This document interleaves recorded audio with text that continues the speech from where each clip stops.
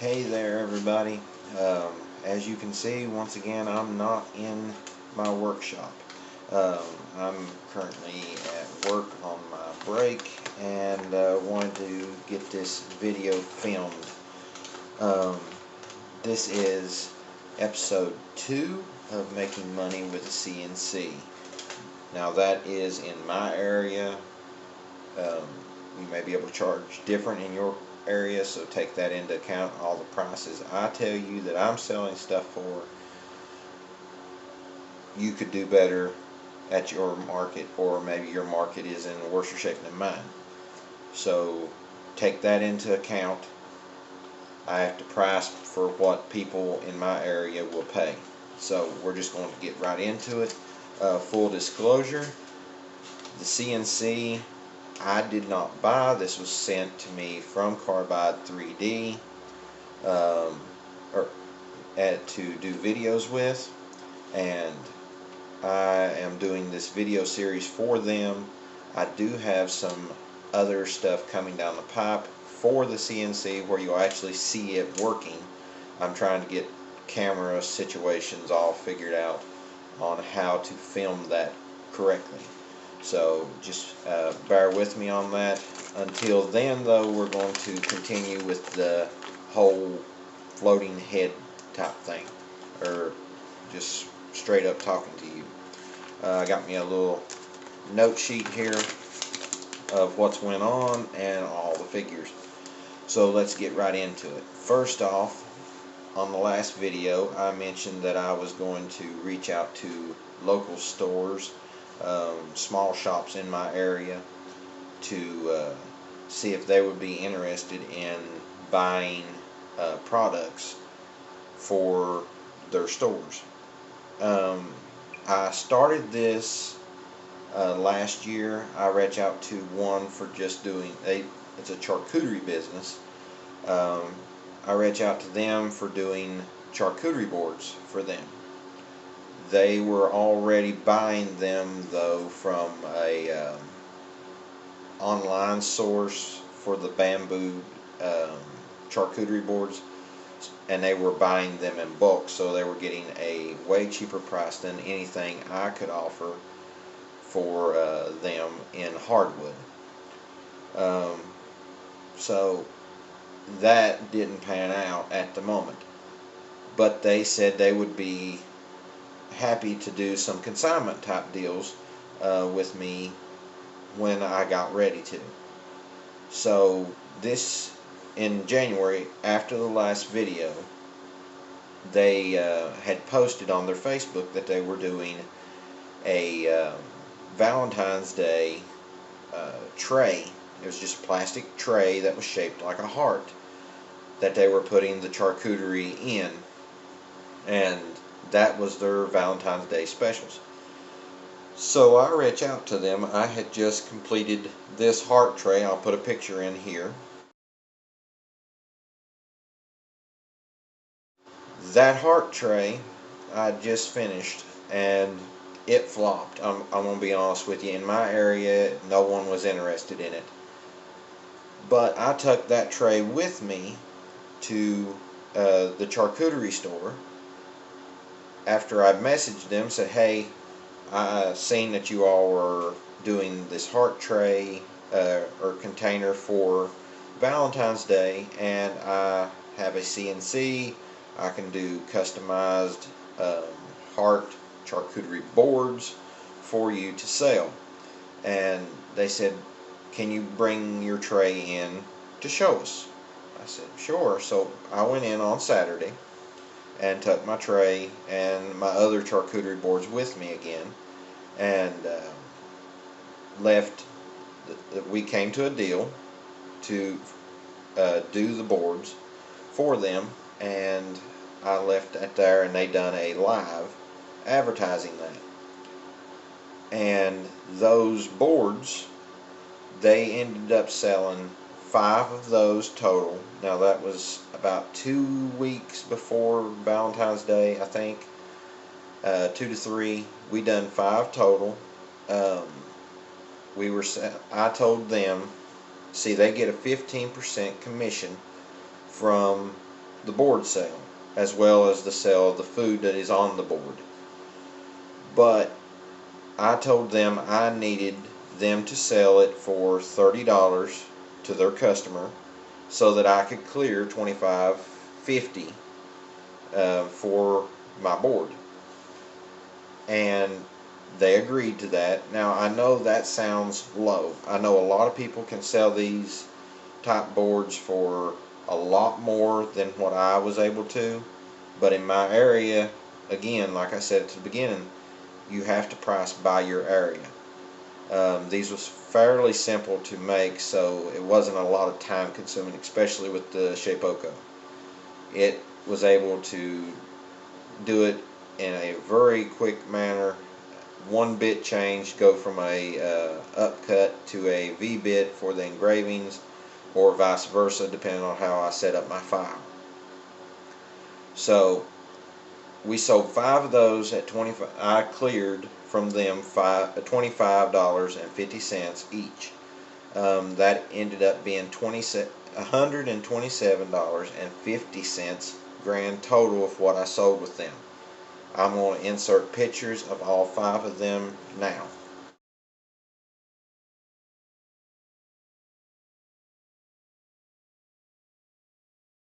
Okay, now we are still working together.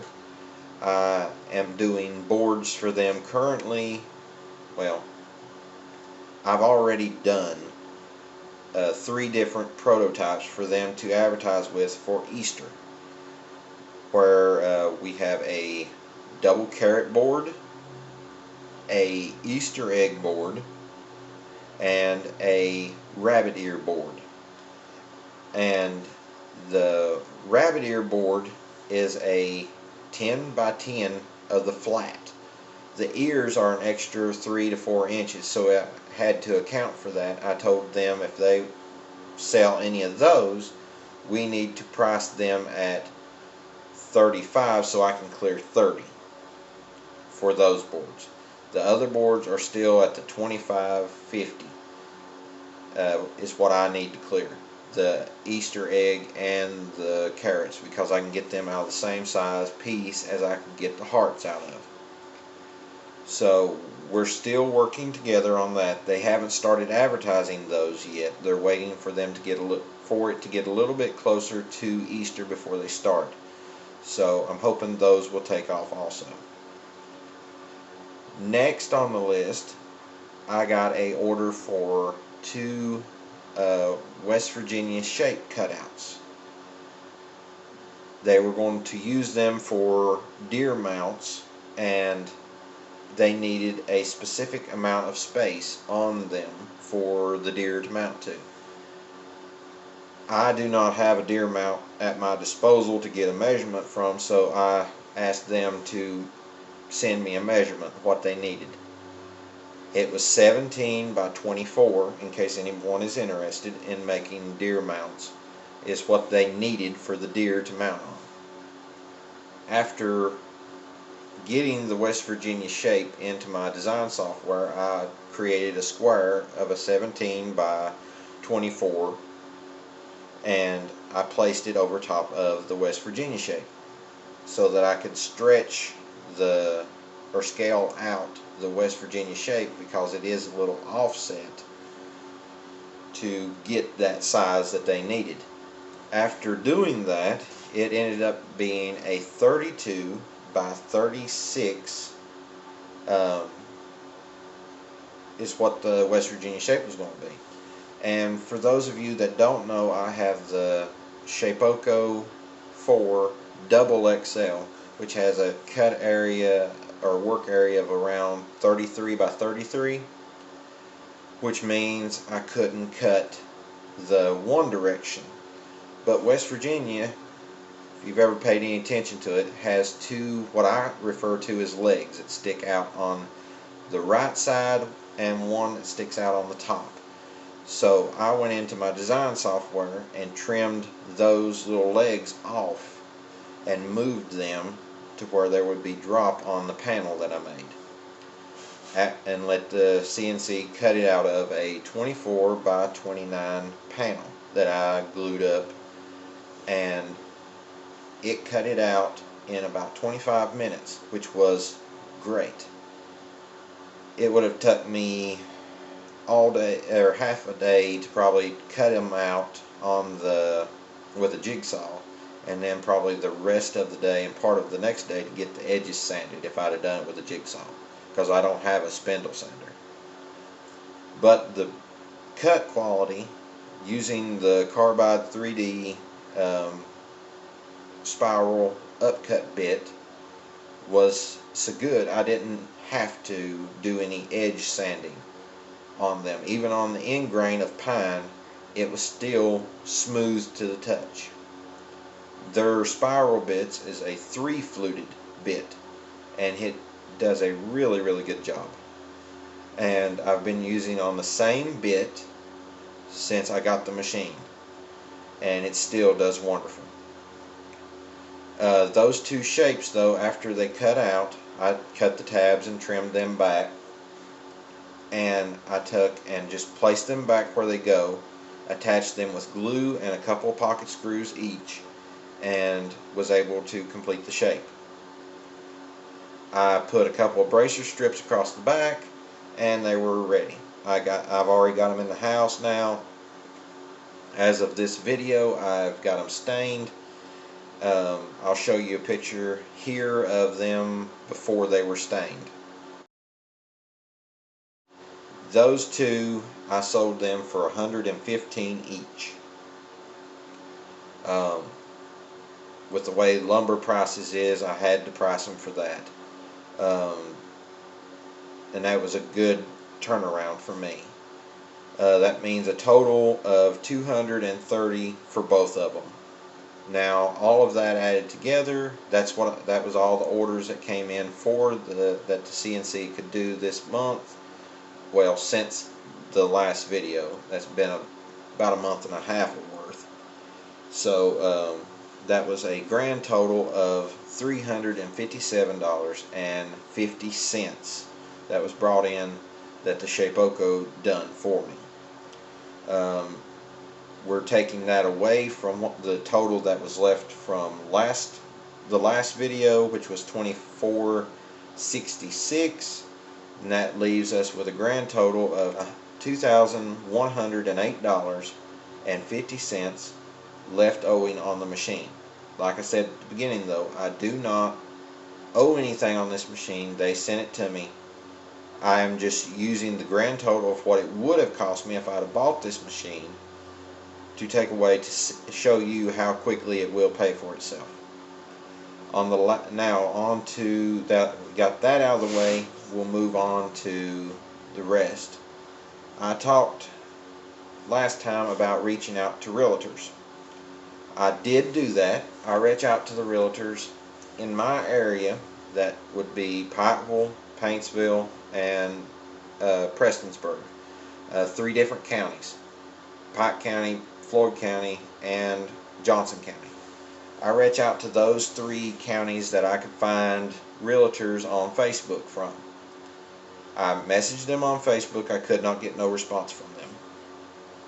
Then I went to their Facebook pages and got their email addresses and sent them all emails.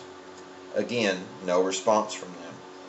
I was getting a little frustrated that they wasn't even trying to tell me that they wasn't interested. So I emailed them all back again and asked them if they had received my email.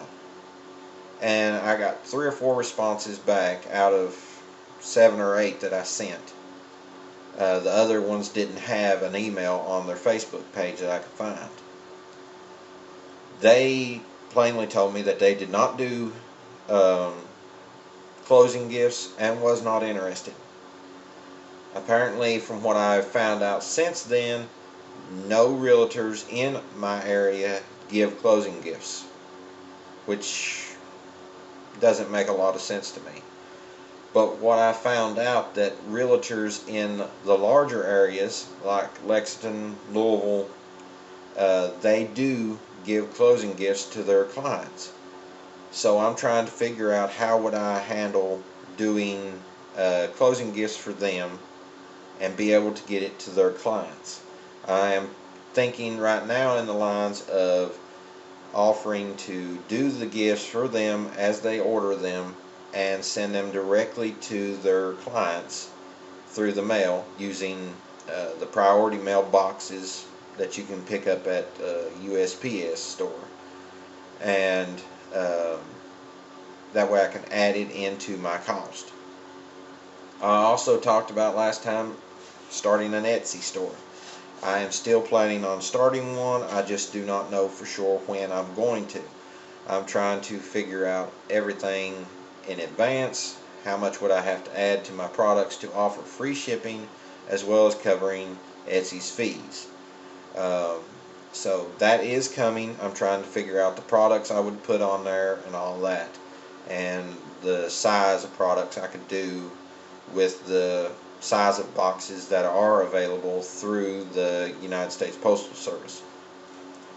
Last time I also talked about doing consignments. I've reached out to 2 so far, other than the charcuterie business, where I have 2 boards in there right now.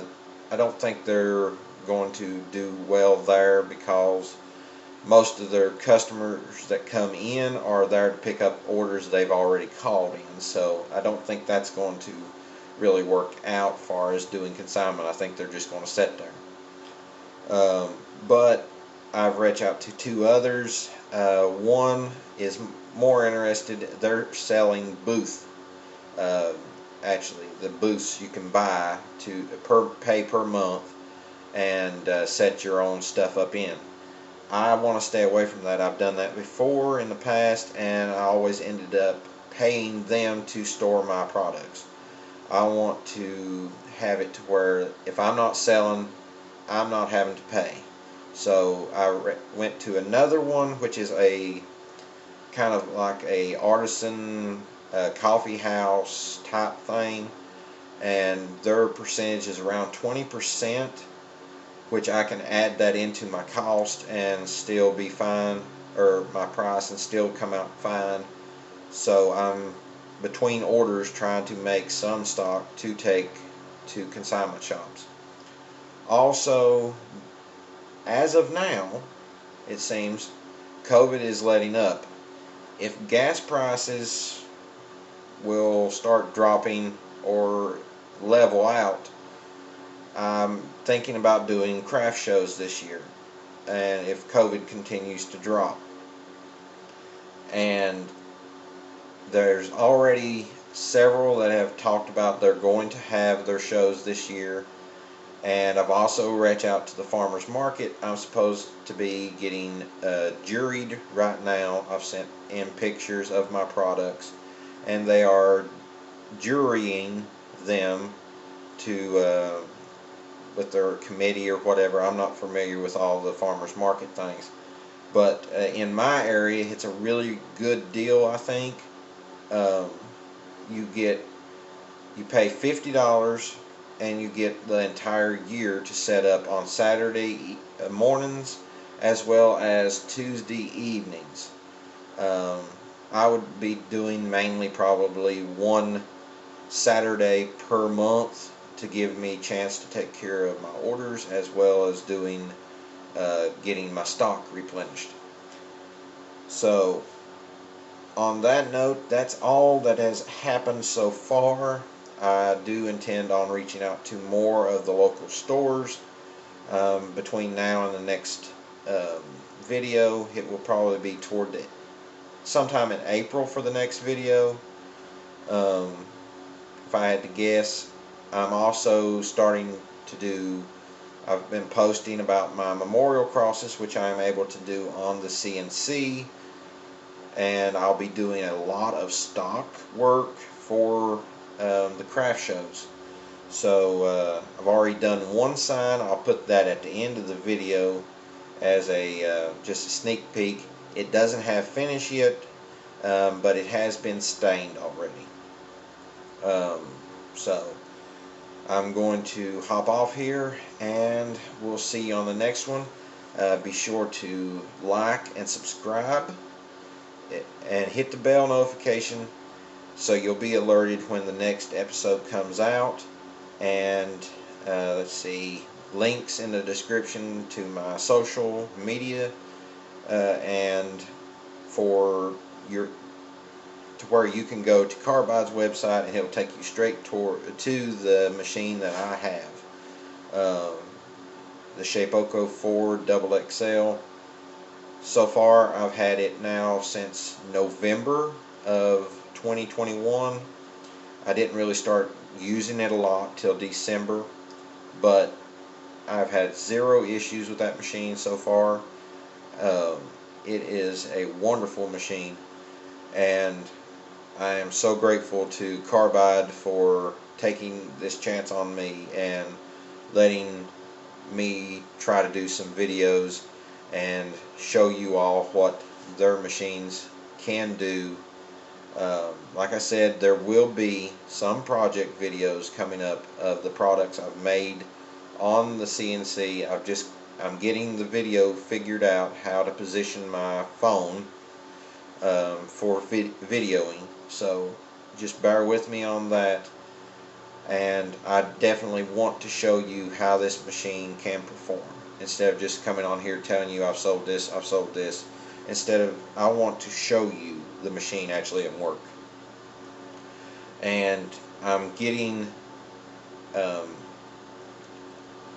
everything figured out to be able to do screen recording on my laptop, so I can bring you in to show you my designing process for my signs. It's a way around having to buy the expensive type softwares. I use a combination of the Inkscape as well as the free version of Carbide Create, and then of course Carbide Motion. I am trying to get all of that figured out so I can start showing you guys some of that. But like, share, and subscribe. Hit the bell notification, and we will see you on episode 3. Keep your eye out. I've got other videos coming down the pipe, and we will see you on the next one. See ya.